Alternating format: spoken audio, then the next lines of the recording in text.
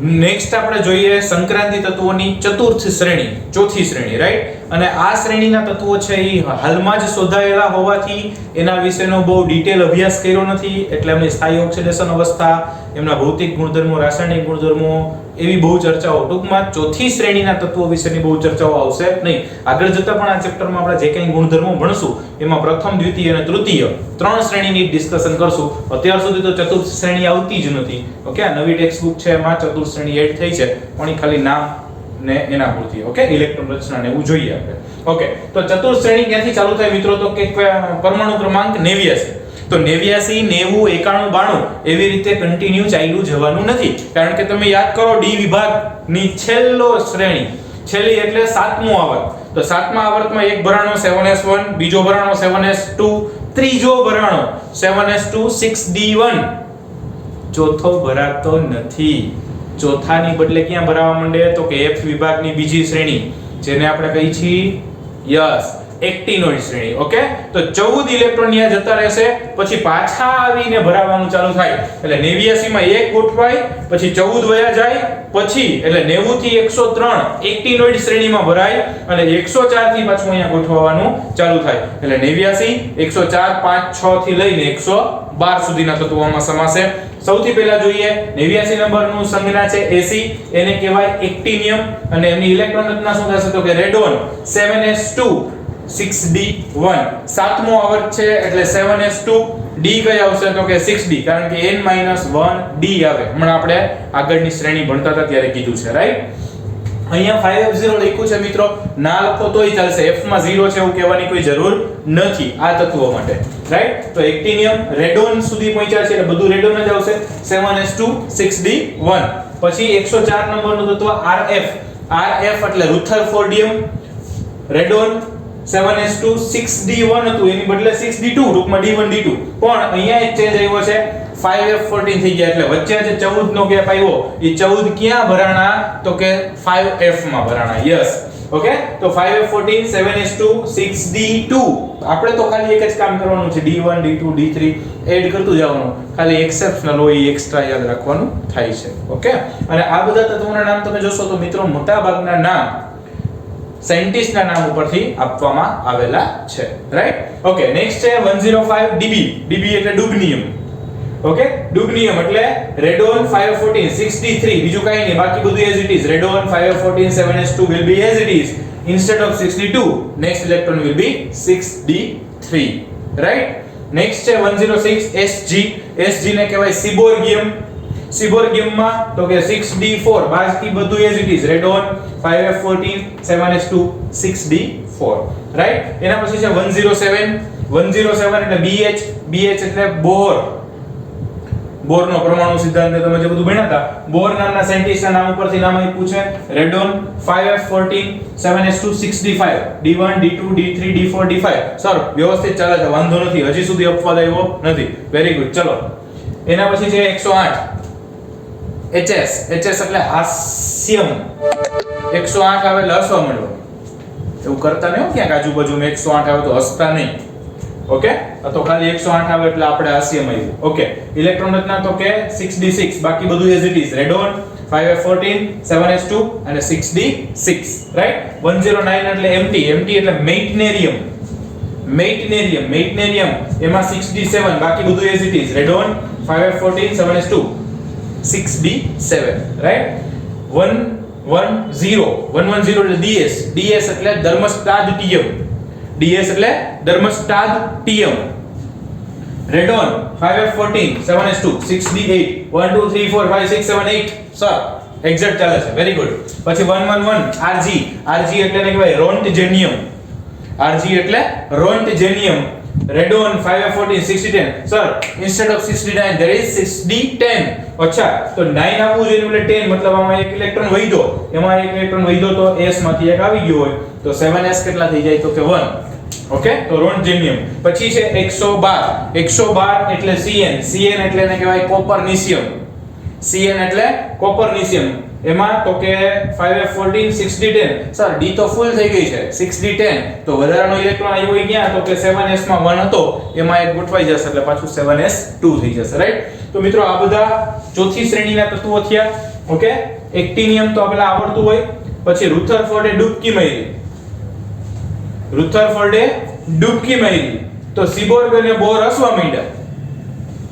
રુથરફોર્ડે ડૂબકી મારી તો સીબોર્ગ અને બોર હસવા માંડ્યા.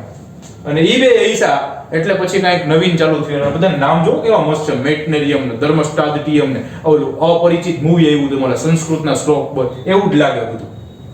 ઓકે, અને બહુ જોર જોરથી બોલો તો આજુબાજુ જરાક ધ્યાન રાખજો. ઓકે, કારણ કે શબ્દો બહુ વિચિત્ર છે. લાઈક કોકને થશે કે આ સાયન્સ ભણતા આવું કા નવીન શીખવા માંડ્યા. ઓકે, એટલે એમના નામ છે એટલા યાદ રહી જશે. પેલું એક્ટિનિયમ તો આપણને આવડતું જોઈએ તો બહુ નાના હતા તે દુન આવડે એટલે 11માં હતા ત્યારથી. ઓકે, પછી રુથરફોર્ડે ડૂબકી મારી. રુથરફોર્ડે ડૂબકી મારી એટલે સીબોર્ગ અને બોર હસવા માંડ્યા. અને હસે એટલે 108 આવે. આસીએમ ક્યાં આવશે 108 ઉપર, રાઈટ? પછી જમાવટ ચાલુ થાય. મેટનેરિયમ ને ધર્મસ્ટાદટિયમ ને રોન્ટજેનિયમ ને કોપરનિશિયમ, રાઈટ? તો આવી રીતે તમે યાદ રાખી શકશો. આમાં આપણે એમના સ્થાયી ઓક્સિડેશન અવસ્થા અને કને ગણાય છે અને કોને નથી ગણતું એવી કોઈ ચર્ચા કરતા નથી. હા, આમાં તમારે જોવું હોય તો 68 સુધીના ગણાશે. આ બધા સંક્રાંતિ ગણે, ડિટેન વાળા બે ગણાશે નહીં. એમાંય પાછું જોવું હોય તો રોન્ટજેનિયમ અને કોપરનિશિયમની સ્થાયી ઓક્સિડેશન અવસ્થા ઉપરથી વિચારી શકાય, પણ એની ઓક્સિડેશન અવસ્થાની પણ કોઈ ચર્ચા કરી નથી. એટલે આપણે આટલા સુધી રાખીએ છીએ, રાઈટ? તો આ થઈ ગઈ સંક્રાંતિ તત્વોની ચતુર્થ શ્રેણી. Thank you.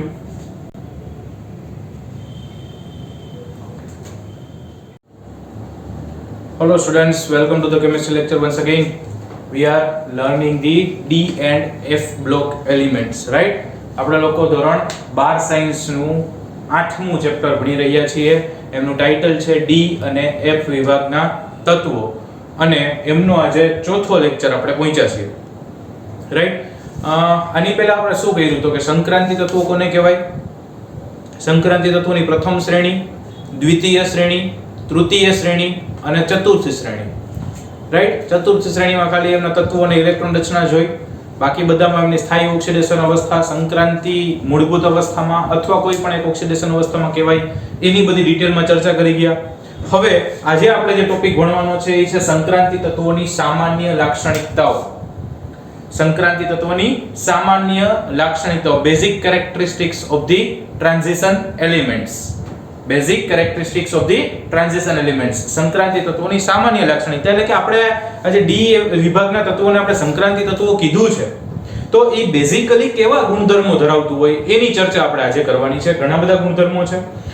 ફરી એકવાર કહેવા માંગીશ કે આપણે જે આ ચાલે ઈ પ્યોર આપણી બુક પ્રમાણે જાજો, કારણ કે ટેક્સ્ટ બુકમાં લેંગ્વેજ થોડી વિચિત્ર યુઝ કરી છે, રાઈટ? એટલે કદાચ વાંચવામાં સમજવામાં તકલીફ પડે, આમાં ઈઝીલી સમજાઈ જશે, રાઈટ? પછી તમારે લઈને ટેક્સ્ટ બુક જોવી હોય તો જોઈ શકો છો, પણ તૈયારી છે એ આપણી બુકમાંથી કરવાની થશે.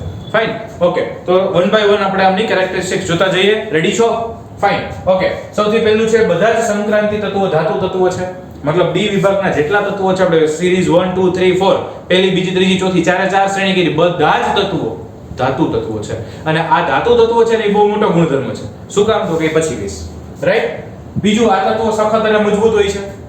સખત અને મજબૂત હોય છે એટલે કે મજબૂત અને આમ જેને કહેવાય ને હાર્ડ એલિમેન્ટ્સ ટાઈપના હોય છે, એટલી સોફ્ટ મેટલ્સ હોતી નથી. ઓકે. બીજું કે ધાતુ તત્વો, હવે કઈ જ દઉં કે ધાતુ તત્વો છે એ મોટો ગુણધર્મ શું કામ છે તો કે તમને ધાતુના ગુણધર્મો આવડે બસ એ ગુણધર્મો આમાં લખવાના છે, એટલે ઓલરેડી આના ગુણધર્મો થઈ જાય. ધાતુ તત્વો છે એટલી ખબર હોય ભાઈ ધાતુના ગુણધર્મો, ધાતુ સખત અને મજબૂત હોય તો કે આ મોસ્ટ ઓફ હોય, બધી જ હોય એવું નથી કે તો મોસ્ટ ઓફ હોય. ઓકે, તો આ એ બધા તત્વો ડી વિભાગના તત્વો છે કેવા છે તો કે સખત અને મજબૂત છે, રાઈટ? તેમના ગલનબિંદુ ઊંચા છે. ગલનબિંદુ કેવા છે તો કે ઊંચા છે. ગલનબિંદુ ઊંચા છે એટલે કે ઈ જનરલી ધાતુ તત્વો હશે તેમના ગલનબિંદુ પણ ઊંચા રહેવાના, રાઈટ? આ તત્વો એકબીજા સાથે મિશ્ર ધાતુ બનાવે છે, કારણ કે એક ધાતુ છે બીજી ધાતુ છે, આવા બે તત્વો એકબીજા સાથે ભેગા થાય તો શું બનાવે તો કે મિશ્ર ધાતુ બનાવે, એલોય બનાવે. એલોય એટલે મિશ્ર ધાતુ, રાઈટ? નેક્સ્ટ છે મોટાભાગના આ તત્વો એસિડમાં ઓગળે છે. સંક્રાંતિ તત્વો મોટાભાગે એસિડમાં દ્રાવ્ય થવાનો, ઓગળી જવાનો ગુણધર્મ ધરાવે છે, પરંતુ એમાં એવા અમુક તત્વો છે જેના ઉપર એસિડની કોઈ અસર થતી નથી, પરંતુ કેટલાક ઉમદા તત્વો પર એસિડની અસર થતી નથી. મોટાભાગના તત્વો એસિડમાં ઓગળી જાય, પરંતુ અમુક એવા તત્વો છે કે જેના ઉપર એસિડની અસર થતી નથી. હોય બધે આવા પ્રકારના તત્વો બધે હોય.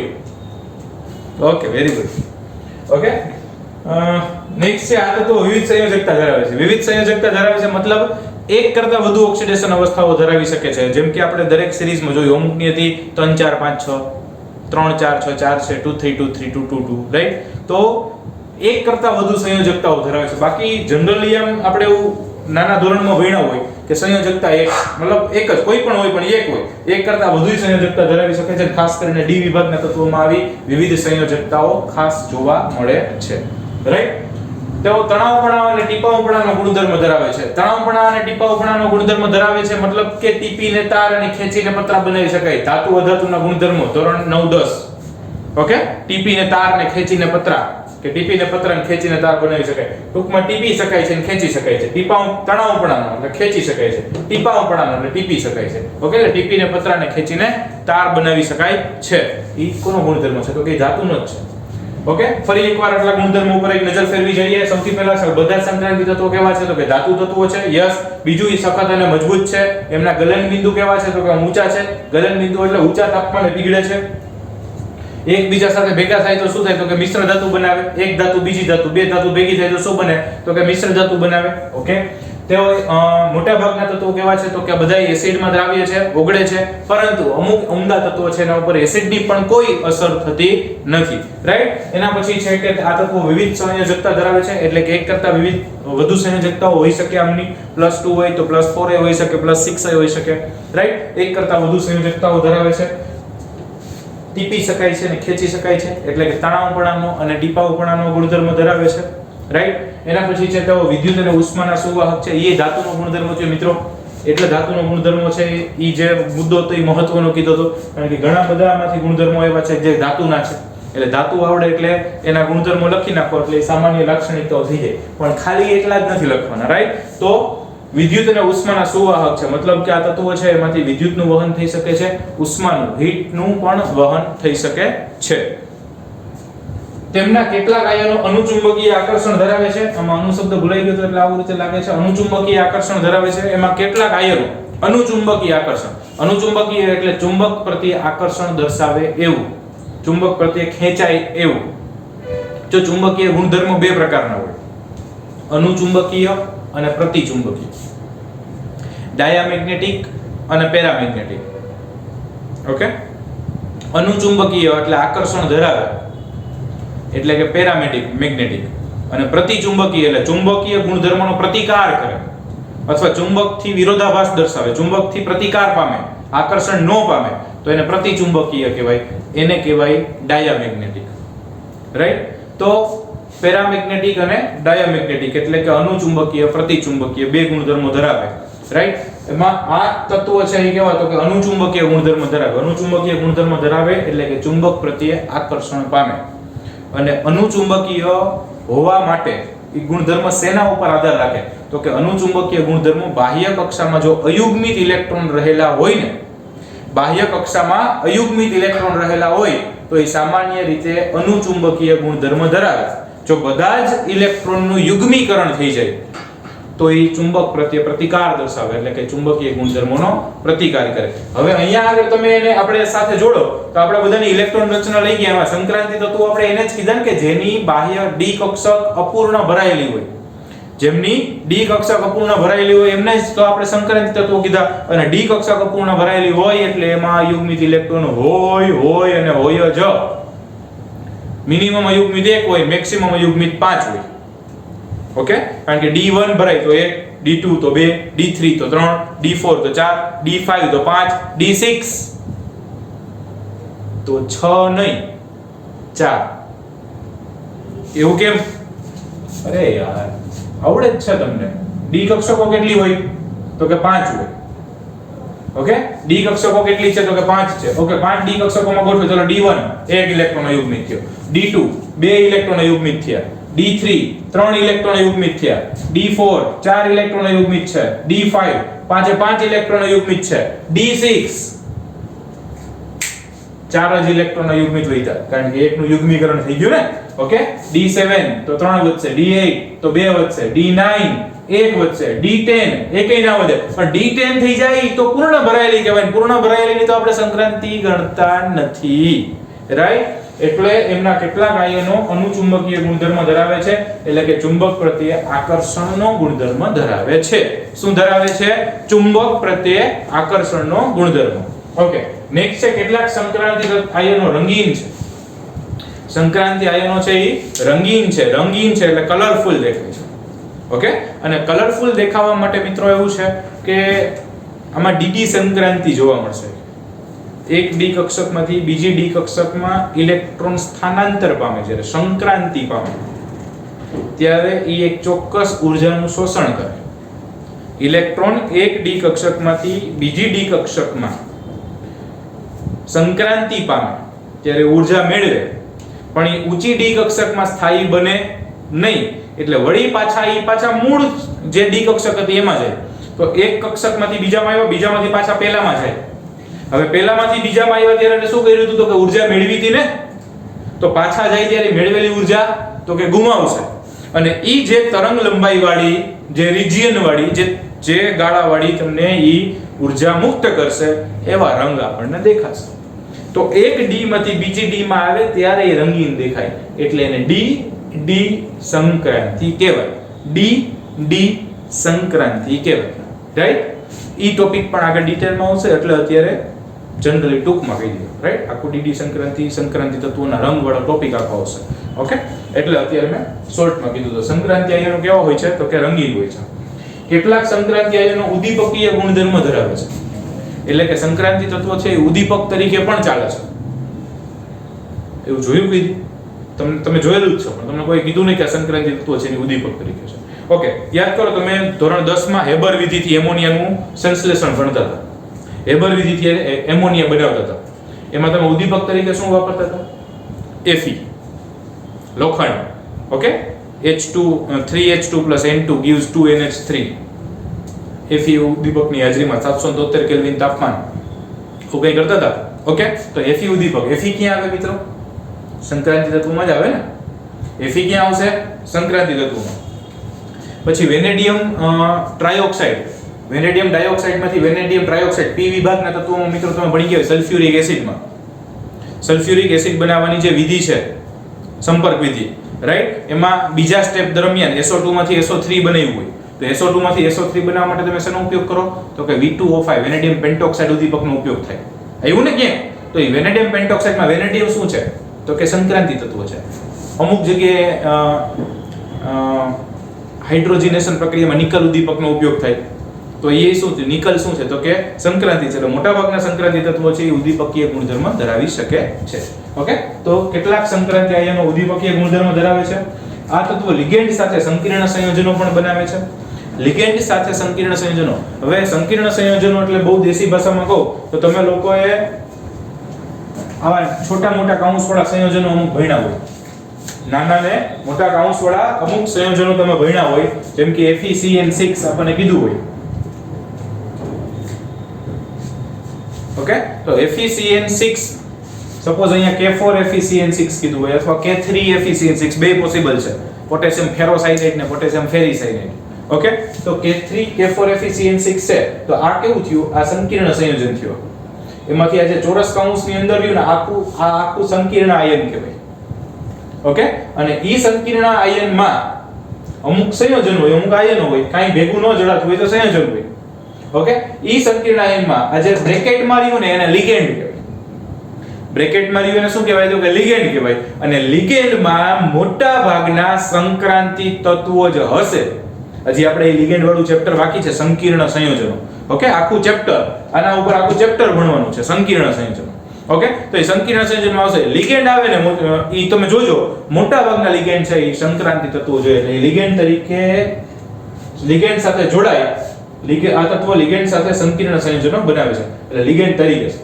જો અહીંયા આગળ લિગેન્ડની સાથે આ શું આવ્યું? તો કે Fe શું છે? તો કે સંક્રાંતિ તત્વ થયું. રાઈટ? એમાં પ્લેટિનમ હોય કે એવા કોઈ પણ સંયોજનો આવશે તો લિગેન્ડની સાથે જે સંયોજનો જોડાશે, સોરી માય મિસ્ટેક, આગલા વાક્યમાં લિગેન્ડ સાથે. ઓકે, લિગેન્ડ સાથે જે જોડાશે ઈ તત્વો કેવા હશે? તો કે આ જે તત્વો હશે ને ઈ સંક્રાંતિ હશે. મોસ્ટ ઓફ સંકીર્ણ સંયોજનોમાં ઈ સંકીર્ણ સંયોજન છે. જો સંક્રાંતિ સંકીર્ણ ભેગું ના થઈ જાય, યાદ રાખજો. આ બધા ભણીએ છીએ સંક્રાંતિ તત્વો છે. આવા જે છે એના સંકીર્ણ સંયોજનો કહેવાય અને સંકીર્ણ સંયોજનને ઇંગ્લિશમાં કહેવાય કોમ્પ્લેક્સ કમ્પાઉન્ડ. કોમ્પ્લેક્સ એટલે ગીચ રચના, જટિલ રચના ધરાવતું સંયોજન. કોમ્પ્લેક્સ નો મતલબ થાય જટિલ. આપણે કેમ સાદા મકાન હોય એને મકાન કહે, ઘર કહે, ટેનામેન્ટ કહે, ડુપ્લેક્સ કહે. પણ મોટા મોટા ફ્લેટ વાળા જે બિલ્ડિંગ્સ હોય એને આપણે શું કહીએ? એપાર્ટમેન્ટ કહીએ. અને એપાર્ટમેન્ટના નામ કેવા હોય? Something complex. Something complex. Complex એના નામ પડે. શું કામ? તો કે એનું બંધારણ છે, આપણું મકાન કેવું હોય? સાદું હોય એકદમ, એનું બંધારણ સાદું હોય. જ્યારે આ મોટા મોટા બિલ્ડિંગ્સ હોય એનું બંધારણ થોડું જટિલ હોય, એટલે એને શું કહીએ? કોમ્પ્લેક્સ. ઓકે, તો these are the complex compound and these transition elements are used to form that complex compounds, right? So one is the transition elements, one is the complex compound. So mind well, સંક્રાંતિ સંકીર્ણ ભેગું ના થઈ જાય. આવા પ્રકારના સંકીર્ણ એનું English complex. આ જે ડી વિભાગ છે એના સંક્રાંતિ, એનું ઇંગ્લિશ છે ઈ ટ્રાન્ઝિશન એલિમેન્ટ્સ, રાઈટ? સો બેમાં ડિફરન્સ છે. ઓકે, જ્યાં હતા મિત્રો આપણે સંકીર્ણ સંયોજનો બનાવે છે. યસ, તેઓ એક અથવા વધારે ધાત્વિય બંધારણ ધરાવે છે. આ બધા સંયોજનો છે એ બધાયનું કંઈ એક જ પ્રકારનું બંધારણ થતું નથી. ઓકે, બધા જ સંક્રાંતિ સંયોજનો છે એ અલગ અલગ પ્રકારના બંધારણ ધરાવે. ધાત્વિય બંધારણ, ધાતુઓના બંધારણ ધરાવે. એ બંધારણ કેવા હોઈ શકે? તો કે બીસીસી પ્રકારનું બંધારણ હોઈ શકે, એચસીપી પ્રકારનું બંધારણ હોઈ શકે, સીસીપી પ્રકારનું બંધારણ હોઈ શકે. આ બીસીસી એટલે body centre cubic cross packing, એટલે બોડી સેન્ટર્ડ એટલે અંતઃકેન્દ્રિત ઘન પ્રકારનું રચના હોઈ શકે. એચસીપી એટલે હેક્સાગોનલ ક્રોસ પેક રચના હોઈ શકે. સીસીપી એટલે ક્યુબિક ક્રોસ પેક રચના હોઈ શકે. ઓકે, આ શું કે સર બીસીસી, એચસીપી, સીસીપી ઈ સોલિડ સ્ટેટ ભણવાનું છે. સોલિડ સ્ટેટ ઘન અવસ્થા ચેપ્ટર આપણે ભણશું. ઈ ઘન અવસ્થા ચેપ્ટરમાં જે ઘન પદાર્થના બંધારણ ભણવાના છીએ એ ઘન પદાર્થના બંધારણના ઉદાહરણ છે. અમુકનું બંધારણ આવું હોય, અમુકનું આવું હોય, અમુકનું આવું હોય. સો these are the types of the structures, right? બંધારણના પ્રકાર છે. બીસીસી એટલે અંતઃકેન્દ્રિત ઘન, હેક્સાગોનલ ક્લોઝ પેક રચના એટલે ષટકોણીય ક્લોઝ પેક રચના, સીસીપી એટલે ક્યુબિક ક્લોઝ પેક ગણિત ક્લોઝ પેક રચના, ક્લોઝ પેક એટલે ગોઠવણી. ઓકે, એ બધા એના શબ્દો છે. અને બીજું કે આમાં તમારી ટેક્સ્ટ બુકમાં એક એક તત્વમાં આપ્યા છે, કયું સીસીપી છે, કયું એચસીપી છે, કયું બીસીસી છે. એ અત્યારે આપણે યાદ રાખવાની કોઈ જરૂર નથી, રાઈટ? ઓકે, પછી એવું કહી શકાય કે જેમ પરમાણુ ક્રમાંક વધે ને એમ ગલન બિંદુ ઘટે. જેમ જેમ પરમાણુ ક્રમાંક વધતો જશે એટલે આમ ડાબી બાજુથી જમણી બાજુ તરફ ચાલો પરમાણુ ક્રમાંક વધવાનો છે. જેમ પરમાણુ ક્રમાંક વધશે ને ગલન બિંદુ ઘટશે. પણ એમાં બે અપવાદ છે, એક Mn અને એક Pc, મેંગેનીઝ અને ટેકનેશિયમ. ઓકે, એના પછી છે પરમાણુયકરણ એન્થાલ્પીનું મૂલ્ય ઊંચું હોય છે. આમની પરમાણુયકરણ એન્થાલ્પી એટલે એટોમાઇઝેશન એન્થાલ્પી. એન્થાલ્પી એટલે ઊર્જા, પરમાણુમાં રૂપાંતર, ટૂંકમાં પરમાણુ બનાવવા માટે જે ઊર્જા વપરાય એ પરમાણુયકરણ એન્થાલ્પી કહેવાય. ઓકે, અને પરમાણુયકરણ એન્થાલ્પીનું મૂલ્ય કેવું છે? ઊંચું છે. અને પરમાણુયકરણ એન્થાલ્પીનું મૂલ્ય ઊંચું હોય ને એટલે કે ગલન બિંદુ ઊંચા છે. અને એમ એનું ઉમદા રહેવાનું વલણ વધારે, કારણ કે પરમાણુય બની ના શકે. પરમાણુયકરણ એન્થાલ્પીનું મૂલ્ય ઊંચું છે મતલબ પરમાણુ બનાવાય ત્યારે વધુ ઊર્જાની જરૂર પડે. અને વધુ ઊર્જાની જરૂર પડે મતલબ ઈઝીલી ના બને. ઈઝીલી ના બને એટલે એમનેમ પડ્યું રહે તો કેવું કહેવાય? તો કે ઉમદા કહેવાય. એટલે જેમ પરમાણુયકરણ એન્થાલ્પીનું મૂલ્ય વધુ હોય એમ ઉમદા રહેવાનું વલણ વધારે. જો હું એવું કહેતો નથી કે આ તત્વો ઉમદા તત્વો છે. પરમાણુયકરણ એન્થાલ્પીનું મૂલ્ય જેમ વધતું જાય એમ એની ઉમદા રહેવાની કેપેસિટી વધતી જાય, રાઈટ? એટલે થોડું ઘણું વલણ ધરાવે, but these are not the inert elements. Inert એટલે ઉમદા, નિષ્ક્રિય. ઓકે, ક્યુ વધ્યું છોકરાઓ? Second last. ઓકે, પારસ્પરિક આંતરક્રિયા માટે ડી કક્ષકમાં ઇલેક્ટ્રોન હોવો અનુકૂળ છે. મતલબ આમની પાસે ડી કક્ષકમાં ઇલેક્ટ્રોન છે, એની પાછી અંદરની ડી કક્ષકમાં છે. એ શું સર અંદરની ડી કક્ષક? ઓકે છોકરાઓ, આમની ઇલેક્ટ્રોન રચના આપણે જોઈ શું હતી? તો કે સમથિંગ શું હતી? સમથિંગ NS2 હતું ને? યસ, N-1 D 1 to 10 આવી ઇલેક્ટ્રોન રચના હતી ને? તો NS એટલે સપોઝ હું તમને એક આપું તો પેલી સંક્રાંતિ શ્રેણી કઈ હતી? એમાં 4s2 અને 3D 1 to 9 1 to 10 હતી. એમાં સંક્રાંતિ લેવા હોય તો 1 to 9. ઓકે, તો અંદરની થઈ બાહ્ય કક્ષા કઈ છે? 4 વાળી છે. બાહ્ય કક્ષા ચોથી છે. એમાં D કઈ ભરાય છે? તો કે ત્રીજી ભરાય, એટલે અંદરની D કક્ષક છે. ઓકે, તો આંતરક્રિયા માટે ડી કક્ષકમાં ઇલેક્ટ્રોન હોવા અનુકૂળ છે.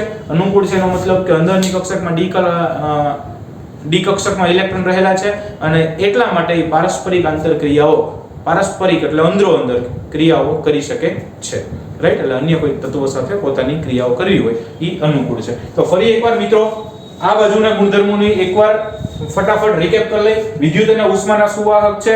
વિદ્યુત અને ઉષ્માના સુવાહક છે એનો મતલબ ધાતુનો ગુણધર્મ જ થયો. ફરી એકવાર કેટલાક આયનો અનુચુંબકીય આકર્ષણ, અનુચુંબકીય એટલે ચુંબક પ્રત્યે આકર્ષણ દર્શાવશે, ચુંબક પ્રત્યે આકર્ષાશે. ઓકે, અને ઈ ક્યારે આકર્ષાય? એમાં અયુગ્મિત ઇલેક્ટ્રોન હોય તો ઈ અનુચુંબકીય ગુણધર્મ ધરાવે. બધા જ ઇલેક્ટ્રોન જો યુગ્મીકરણ પામતા હોય તો ઈ પ્રતિચુંબકીય ગુણધર્મ ધરાવે, રાઈટ? કેટલાક સંક્રાંતિ આયનો રંગીન છે. રંગીન હોવા માટે મેં કીધું ડીડી સંક્રાંતિ જવાબદાર હોય. ઈ નેક્સ્ટ ટોપિક આવવાનો છે એટલે ખબર પડશે.